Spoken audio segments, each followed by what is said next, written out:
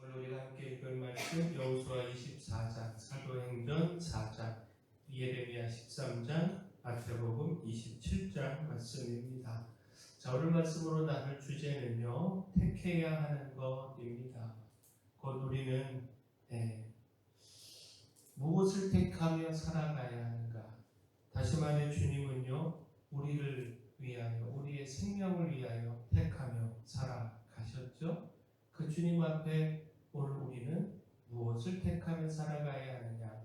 오늘 말씀은 우리에게 가르쳐 주는데, 자, 먼저 주님이 우리의 구원만 택하신 것, 이 말씀에 대한 생각을 해보면, 마태복음 27장은요, 예수님의 순환과 십자가의 죽음을 기록합니다.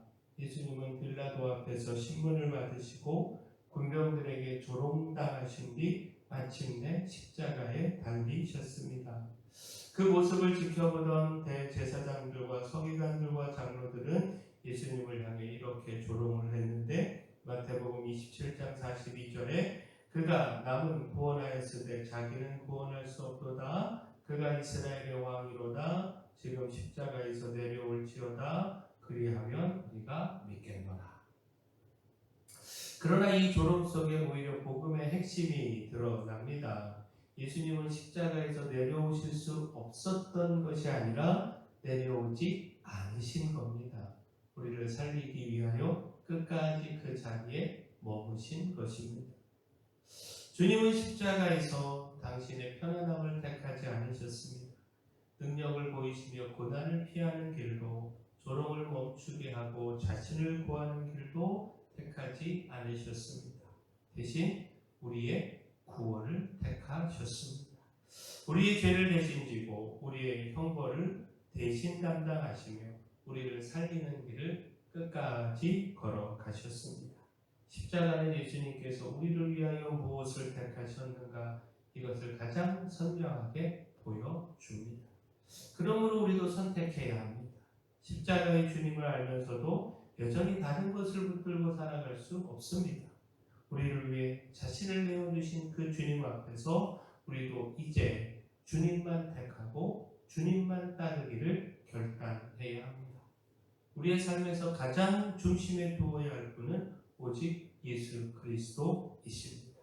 주님이 우리를 위하여 구원을 택하셨다면 우리도 주님을 택해야 합니다. 자, 여호수아 24장은요, 세겜의 이스라엘의 대표자들을 모아놓고 여호수아가 마지막으로 결단을 촉구한 말씀입니다.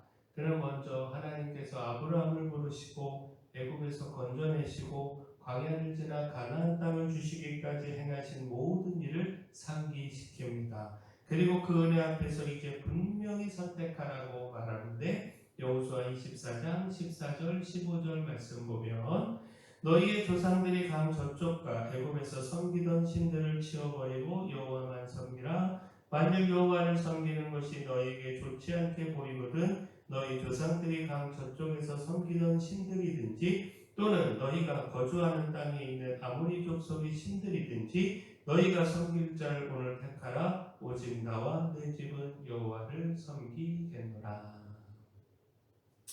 주님께서 원하신 것은 반쪽의 순종이 아니었습니다. 우상을 붙들고 하나님도 섬기는 그런 삶이 아니라 오직 하나님만 섬기는 결단이었습니다.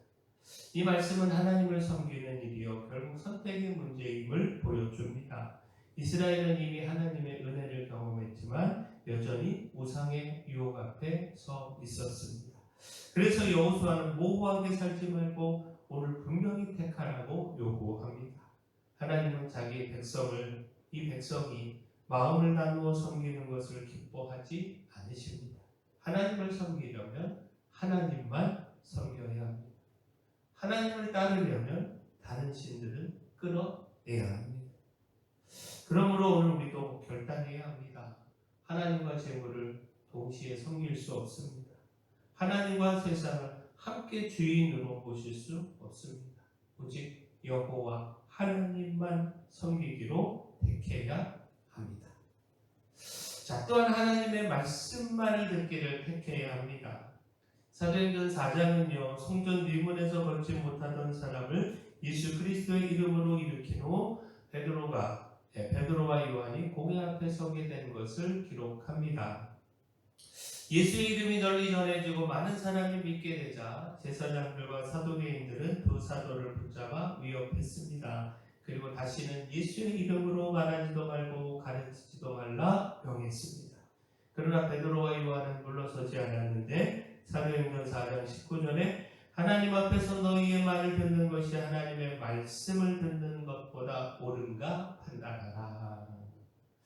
그들은 사람의 위협보다 하나님의 말씀을 택했습니다.